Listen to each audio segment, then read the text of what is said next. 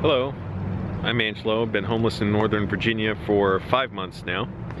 My jacket just broke. It looks all right, but I have it buttoned up. The zipper broke off. And I went to like 3 stores yesterday. Nobody carries jackets anymore. They shipped them out because spring's coming. Anyways, I was thinking today, it just hit me how I had been a bouncer for 5 years. And I just quit the job recently. I stopped like 2 weeks ago. But I always feel like I'm still there in a way. In addition to that, I always feel like, or now I feel more strongly than ever, I was never a bouncer. Meaning, it's not who I was. I could never become that. Like in the ideal type, you think of a bouncer as someone who does certain things, but also they like to, you know, they like the job, whatever. It became so apparent to me when I was training the guy who was replacing me, and he was just strolling around, having fun, talking to everybody, making friends with people, and how that was the total opposite of who I am, at least in that environment. In a different environment, I enjoy that more. If I'm in a more, whatever, film environment, or whatever the case. Sometimes not even then. But he was so into it, he was enjoying it. And meanwhile, like, and I could see myself just how different I was. Quiet. I almost came off as like cynical. Just cause I'm like, you know, like don't waste that. Like at one point we were kicking out a drunk who was puking. And you know, let him puke first, but the new guy who's trying to just talk to him and like have a conversation, the guy went back to puking. I'm like, okay, go ahead. And I was like, don't bother engaging in conversation, it's a waste of time. Just got to make sure he pays his bill and get him out of here. And that's fine, you know, that's how it goes. But even thinking about my other coworkers and just how I am not a bouncer. No matter what, and yet I always have that feeling of discomfort, like I'm this puzzle piece or Lego piece or whatever that was tried to like put into this, you know, mold or whatever, but that just didn't work. Puzzle piece, or that would be a better analogy, yeah, maybe, than a Lego piece, because Legos, whatever. Yeah, it was always like awkwardly fit in there. I was like, you know, I'm shaped one way, this, you know, job is shaped another way, and it was always an awkward fit. I'm always kind of jammed in there, whatever, to where, you know, I can't be myself. And it's been hard to shake that feeling. And I was just thinking about how, you know, a lot of people are still in those positions of jobs where they can't be themselves. Like I said, I'm still shaking that. I'm still trying to feel like, oh, I can be myself. I don't have to hide what I do. I can just tell people, you know, what I do, because I would never talk about my videos there. Rare exceptions, but like, I wasn't trying to tell anybody what I was doing or whatever. If I had to, because I was like, you know, I was going to miss work because like I used to do videography. I talked about it then, but only to, you know, a superior who needed to know. And I still feel that discomfort. Like I spent 5 years not being myself there, and knowing how many people must be working jobs like that where they just cannot be themselves. People are encouraged not to express themselves. Sitting outside McDonald's sometimes, hearing the drive-through employees, you know, say to one person after, I had no idea how many people went to drive-throughs. It's understandable, but it's kind of sickening, like how badly people can need, you know, that instant satisfaction. Like I said, it's understandable. I mean, if you know, you work, you're tired, you don't want to cook, you don't want to go sit inside, you just want to take your food home, that's what the drive-thru is there for. And it can circle practically into the street a lot of times, and it's like, why would it, if you want to get your food quick, you'll virtually always get it quicker in the lobby. So why, that's where it gets to me greedy. It's like, no, I like it. So I'm just gonna sit, and I've seen different McDonald's where it's a big parking lot and the cars are wrapped around like 20, 30, 40 deep. And I'm like, how could you do that to like make yourself wait, like punish yourself, punish the employees there, punish the people behind you? Like, don't even bother. And I was thinking how those employees, man, they got tough job. It's brutal, it's mind-numbing, it's repetitive. I've done work like that before. I worked at a movie theater where I worked a register at the concession stand. We would have 4,000 people come through on a busy day. Virtually everybody went to get food at the concession stand. So it's just constantly, you know, one thing after another, refilling the popcorn, putting more hot dogs out, you know, making sure nachos were ready, everything. And thinking just how unfulfilling that work must be. McDonald's, you really owe it to pay your workers better.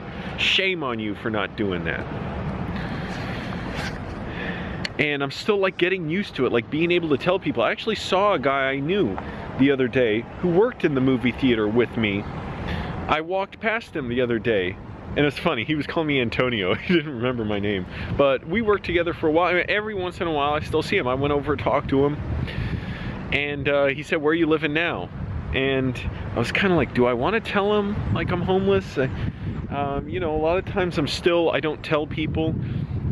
You'd think it's no big deal to tell them, but then I'm like, especially if it's a stranger, I don't want them to think like all of a sudden I'm trying to shove this in their face, this fact that I'm homeless, or you know, trying to make a big deal of it, or think make them think they need to say they're sorry, I'm homeless. I don't want to do any of that. But him, I knew him, so I'm like, well, I'm homeless, and he just laughed. But and it was fine though, like he wasn't rude about it. He was just like, that's how it goes. He's been through a lot of life, you know, he's got grown kids. He knows that life can be like that. And he's struggled. Meanwhile, like he's, you know, it's not him, it's like nobody has any business making a guy like him working the jobs he did. I remember he was working 2 jobs when I was working in the movie theater with him. So he's just constantly working, the grown man, and he's still working and probably not making very much money. And that's not his fault. It's just sickening to think. I don't know how people, like, you know, I know how it is. It's because, you know, we don't have, you know, strong like mutual aid networks and solidarity and everything, and you know, we're taught basically accept what success looks like. It looks like this thing where you know, buy into this idea that you do things a certain way in a system that's been laid out before you. You either get an extremely expensive education, pay it off the rest of your life, work hard at a company, be compliant. No, I think a lot of colleges just like showing that you're good at following instructions and following rules. Not that you're like whatever, a weak person or anything, but I mean that you know how to understand, you know, rules that are laid out, regulations, forms, all that, and that you have the patience to do it. I don't have the patience to do it. I'm like, I see a job application requires you to create a profile on a website. I'm like, fuck this. I'm not bothering to do that. I've only finally come around to writing a resume again. I was like, okay, I'll make a resume for myself. I didn't have one for a while. Well, I have one, but a film resume I needed more updated. And it still kind of hurts. I may have lost out on a job, in part because a job I really wanted, because I didn't bother putting a resume, a film job. And I talked about that before, but I'm like, well, you know, it's good to have perspective, because it's like the worse the failure, the greater, you know, the triumph afterwards. So when I was younger, that would have crushed me. Oh, I would have been devastated. Like even 10 years ago, maybe even 5 years ago, I would have been truly, truly miserable over that. Now I'm like, well, there's bound to be something. Before I would have thought, no, that'll be the last one. There'll never be anything else. That's it. You know, I'm gonna die and I'll never be able to get a good film job. Now I'm like, it's no big deal. The worse it hurts, kind of, the better the result is when you overcome that. What isn't better is when you're going through pointless misery. This is something Viktor Frankl, the psychologist, said. Needless suffering isn't heroic, it's masochistic. And that's kind of what I was going through for 5.5 years at my bouncer job, working at a bar in an environment I didn't want to be in, with people I wasn't trying to get to know. I did get to know some people, had some good experiences, but listening to music I couldn't stand, not understanding why anybody was doing anything here. It's like just everybody it's not that I wanted everybody to leave. I enjoyed it at times.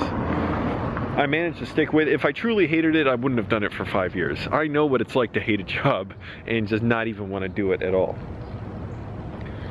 It's the longest I've ever held a job. And like I said, I still hang on to this feeling like, you know, like you pull out a mold from like, I don't know what else exactly you can think of, but like when you're creating like movies where special effects appliances are made and they're put on, like, you know, like monster effects or something, they literally cast a mold, you know, out of the actor's face, and they've got the appliance or whatever, and they build it around that mold, and it's like I'm always ill-fitting in that mold that I was in. And I hope to alleviate that feeling. It's weird because I became so, you know, I trained myself so well to just not, you know, say anything, not let anyone know about myself. It was really the wrong environment for me.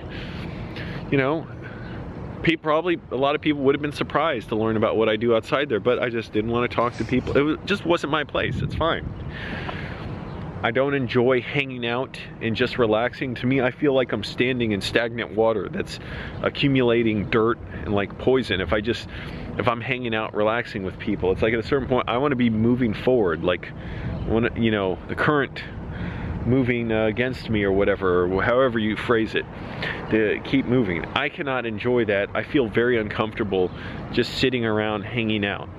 Like if I'm not challenging myself somehow.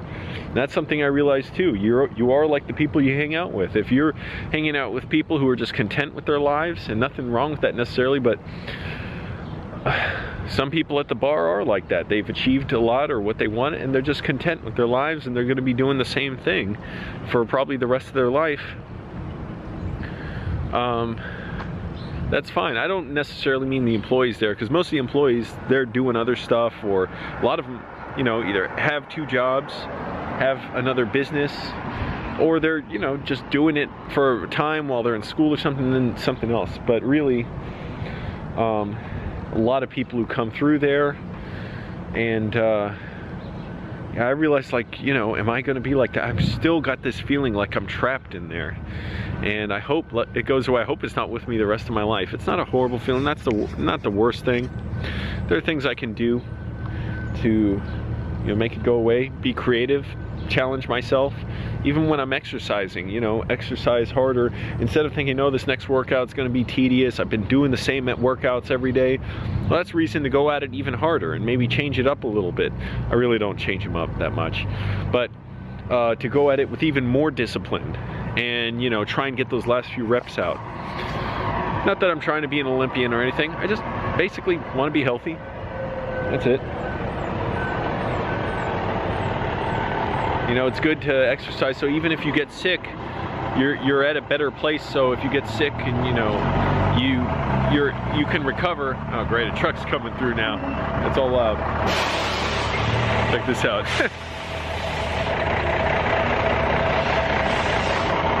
But so, you know, if you get sick and you can't work out for a while, it's like your body's in a better condition once you get through your illness than if you hadn't been exercising and eating healthy. So a lot of people are working jobs and being in situations and in relationships where they can't be themselves, they can't express themselves. I think a lot of people don't appreciate necessarily the value of self-expression. On the other hand, some self-expression I don't like anyways. Like I said, I don't like being around bars. For some people it's important to, I don't hate it or anything. Obviously I did it for 5.5 years every week. Let's keep going away from the truck.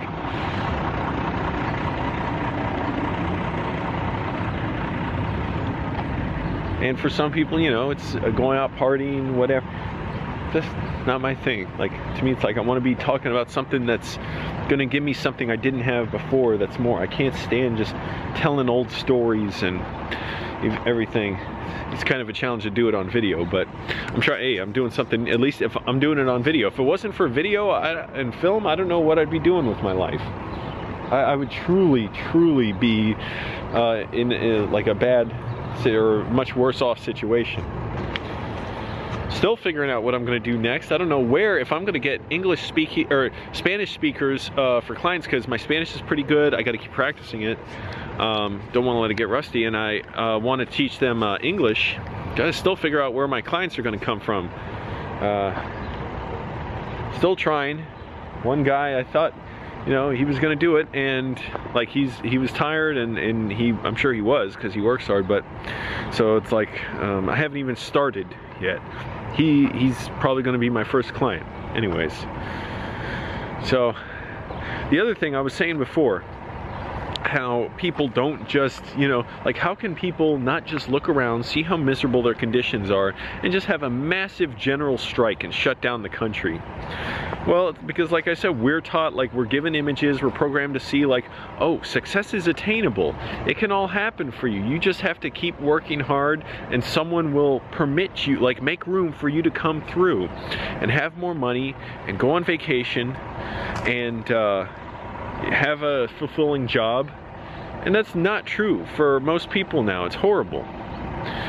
Transportation gets more expensive, the streets get more clogged, rich get richer, rich exploit the poor, got more racist policies, more atrocities being committed with tons of money in cooperation with corporations like prisons, you know, prisons that run corporations, prisons that make weapons, that have mercenaries all around the world. I could go on with that. I've ranted plenty about it. I'm not trying to get all worked up about it now. And it just, you know, it's like we're hypnotized to how things are and think, well, that's just how it is. And we're taught to, instead of criticizing and resenting the powerful, think about it, like Jeff Bezos, he could easily pay 1,000 people's medical GoFundMes today if he wanted. Like, I just feel like doing something philanthropic. He won't. The only reason why is he doesn't want to. Same with Warren Buffett for all his supposed altruism. Same with Bill Gates. Same with Carlos Slim. Same with whoever all the other billionaires out there. While people actively are like, you know, going poorer and poorer. The price of housing goes up in Arlington, my home city, where Amazon's trying to move a headquarters in. Already the average rent went up from $1,678 a month a few months ago, which is what I checked on the county website, to now it's over $1,900 a month. That is, so it's basically, it's saying, if you're poor, you can't live here. We don't want you to live here. We're not going to try and make for more affordable housing. We're not going to zone for more affordable housing. We got all these vacant commercial properties because we overzone for that. We're just concerned with a few rich business people getting rich and staying rich. That's it. So we got to have a general strike at some point, I think. I don't know. But, you know, if you got a job like that, I'm curious, you know, let me know if you're doing something that you just can't be yourself at. You can't express yourself. You know you're trying to do something totally different that would scare you even to try. And that's how it is for filmmaking sometimes too. It's, you know, I realize I can't be doing the same stuff. I got to try things that scare me and that are different. And that's what I'm trying to do soon. With, like, you know, just going out, meeting other filmmakers and writers and all that stuff. It's always scary to me that I'm going to be in an awkward situation, whatever, but got to do it. It's worth it. It's worth the potential humiliation and awkwardness. But let me know if you have to do jobs like that, what your plans are to get out, or if you've gotten out of a job like that. Anyways, I've given enough to think about. I don't know what else to say without repeating myself. So thanks for watching, everybody. Stay tuned for more. I'm going to be in my crappy jacket for a while. Look at it, it's all beat up and whatever, frayed, and colors are fading. Can't get jackets now. So thanks for watching. Subscribe for more. Leave a comment. Share the video with a friend. Go check out some of the old videos too. Hey, that Celebrity Dish Nicolas Cage edition was pretty fun with my mom, wasn't it? All right. Thanks for watching, everyone. Bye.